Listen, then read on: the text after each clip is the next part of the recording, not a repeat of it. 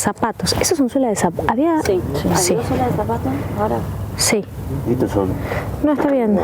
Sí, acá. zapatos de laburo, ¿viste? Acá hay otros zapatos, acá hay una tibia. Sí.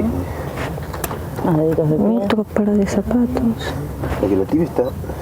Para allá. Sí. Sí, está al revés. ¿Cómo les va? Esto es una edición especial de Científicos Industria Argentina. No vamos a hacer el programa clásico. No vamos a hacer un paneo por las distintas actividades científicas de aquellos que producen ciencia en nuestro país. Hoy el programa tiene un objetivo particular. Este programa tiene la obligación moral de hacerle el reconocimiento a un grupo de personas muy grande que en este país conforman lo que se llama el equipo argentino de antropología forense. Seguro que ustedes alguna vez han escuchado hablar de esto, del equipo que es una organización científica que no tiene fines de lucro y que lo único que pretende es conocer la verdad, nada menos. Pero naturalmente todo esto empieza a transformarse en algo que requiere de los ejemplos particulares para entender que no se trata solamente de hacer ciencia básica y pura de gente que investiga, tratando de ver si alguna vez puede aplicarla. Esto hace sombra en las realidades de los argentinos. Si ustedes quieren, olvídense de la palabra argentino. Esto hace sombra en las sociedades, esto hace sombra en los humanos, hace sombra en nosotros. Esto es, y nos importa a todos. No hay manera de diferenciarse y decir, esto les pasó a otros. Esto nos está pasando todo el tiempo. Hacer ciencia significa hacer mejor una sociedad, poder predecir, así como alguien cree que puede predecir y que le importa saber qué temperatura va a haber a lo largo del día, también nos importa curar, nos importa construir, nos importa hacer anteojos, pero también nos importa entender cuál fue la historia y entender qué cosas no queremos repetir. Es por eso que le invitamos a Marta Dillon. Yo podría contar muchas historias sobre Marta, posiblemente porque Marta ahora es periodista, además de todo, y escribe.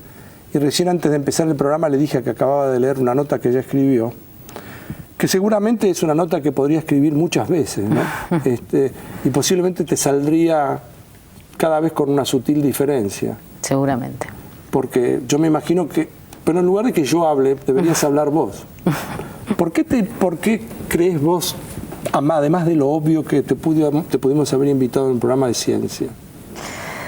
En principio para rescatar el trabajo del equipo argentino de antropología forense. Creo que como periodista entiendo que contar una historia muchas veces traduce de una manera más fácil de asir que contar el trabajo técnico, ¿no? En el caso de mi historia personal, el equipo argentino de antropología forense identificó los restos de mi mamá, que fue secuestrada y desaparecida en octubre de 1976, y los recuperó, los identificó en octubre casualmente del año pasado, ¿no? Y con eso recuperó un montón de cosas, ¿no? Además de recuperó el momento de su muerte, recuperó los últimos momentos, ¿no? El último día, un montón de datos que son centrales, ¿no? Que parecen nimios, pero que después de 35 años de búsqueda se tornan fundamentales. Justamente hagamos entonces honor a este grupo de personas. Vos, primero, necesito que, para aquellos que no conocen la historia, tu mamá se llamaba Marta Angélica Taboada. ¿A qué se dedicaba? Mi mamá era abogada. Abogada. ¿Y vos qué edad tenías cuando ella desapareció? 10 años. 10 años. ¿Cuánta noción tenías vos de lo que había pasado o lo que estaba pasando? Tenía una noción, la noción que puede tener una niña de 10 años, que no es poco, digamos. Había, en el momento en que mi mamá desaparece, ya había muchos amigos que estaban en el exilio. Nosotros mismos estábamos en una situación de clandestinidad y estábamos buscando la manera de irnos del país. La dictadura se respiraba, digo, ¿no? Y aún teniendo 10 años, se respiraba en las condiciones que cambió, los horarios de la escuela, la manera de llevar el uniforme, los controles en los caminos, nada, de un trayecto a otro en la ciudad se sentía el poder del miedo y el poder de la muerte, ¿no? Cuando vos decís nosotros nos estábamos por ir del país, ¿quiénes éramos los nosotros en ese momento? Mi mamá, mis 3 hermanos, éramos 4 niños. Mi mamá estaba en pareja con otra persona, con Juan Carlos Arroyo, que militaban en la misma organización, el Movimiento Revolucionario 17 de octubre.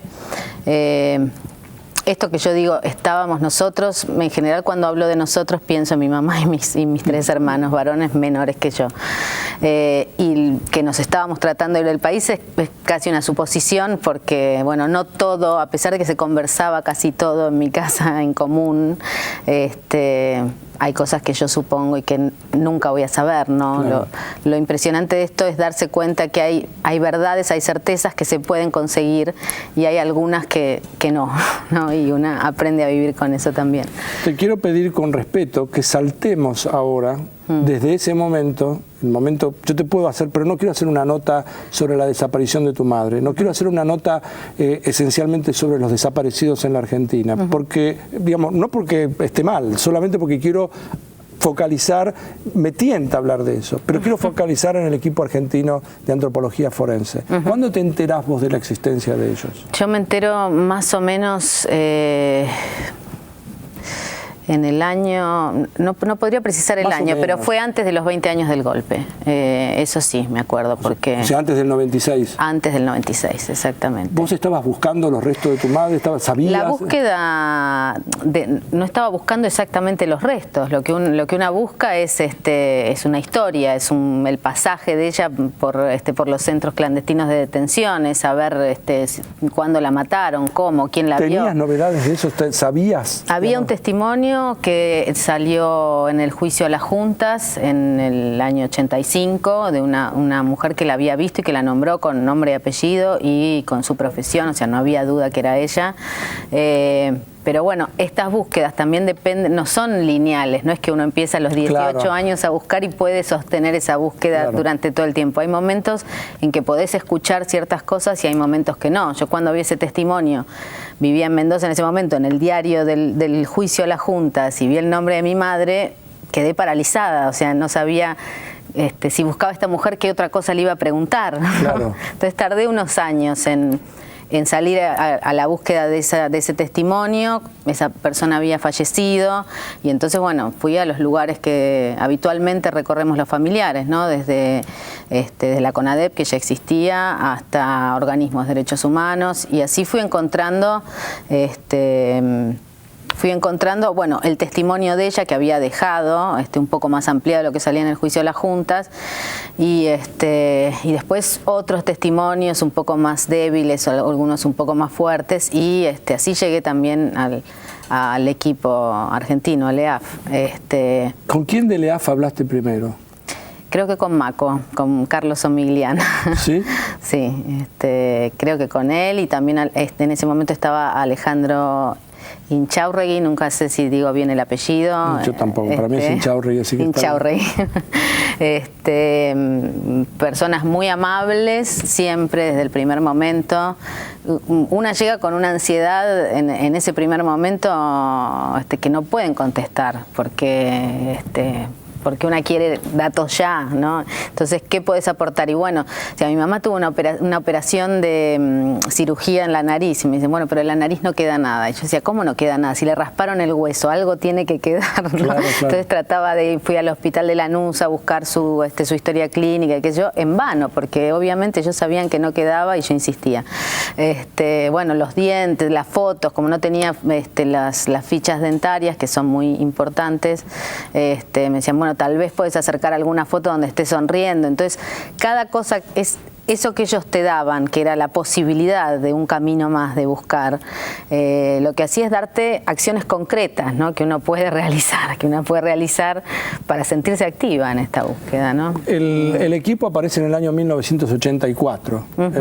A partir de ese momento, cuando vos vas a hablar con ellos, ¿cuántos años de experiencia había ya? Y evidentemente había por lo menos 10. Por lo menos 10.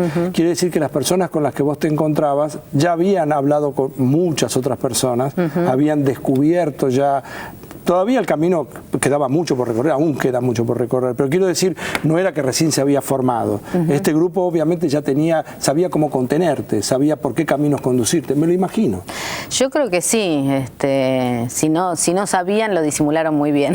Bueno, pero iban aprendiendo junto con vos también. Por supuesto, por supuesto. De hecho, lo que yo no esperaba, por ejemplo, es que tuvieran archivos de testimonios, que tuvieran reconstruido ya en ese momento algunos de la dinámica de algunos centros clandestinos de detención, porque el trabajo no es puramente de laboratorio, de campo, de exhumar huesos, sino también recopilar testimonios, los recuerdos aún mínimos de familiares incluso, y ir haciendo vínculos sociales, digamos, ¿no? Entonces, por medio de esas historias, ellos podían saber si valía la pena hacer un examen de ADN o no a determinados restos, ¿no? Porque, bueno, más adelante en el tiempo vendrá esta cotejo masivo, ¿no? de muestras de ADN con muestras de familiares, pero esto es recién en los últimos 2 años. Quiero preguntarte, en tanto tiempo, desde el 84 hasta acá, obviamente las metodologías, los patrones, lo que deben haber ido aprendiendo, hablo de los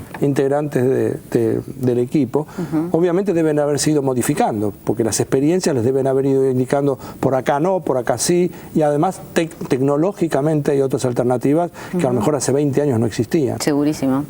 Vos en algún momento fuiste testigo de esa evolución, los debes haber visto crecer a ellos también. ¿Qué es lo que más te sorprendió? ¿Qué particularidad tienen ellos para distinguirlos? Mira, la verdad ¿podés hacerlo? A lo mejor la pregunta no tiene sentido. No sé, yo te podría dar como 2 hitos para mí que fueron muy centrales. Por ahí son arbitrarios porque tienen que ver con mi experiencia, pero uno fue cuando se identificaron los restos del padre de un compañero de hijos en el año 96, donde se identificaron estos restos porque había un clavo quirúrgico en la pierna y coincidía la historia, ¿no? El lugar donde había sido encontrado. Con estos restos se encontraron también otros, había 4 personas exhumadas en el mismo lugar, y de los otros 3 no se podía determinar la identidad. Suponían, había muchísimos indicios para que fuera tal persona. Le mostraron las zapatillas, ¿no?, que encontraron con estos restos al hermano de una de esas personas. Y yo me acuerdo de la desesperación de ese chico por tratar de recordar, ¿no?, de saber si era posible o no. Y no pudo recordarlo.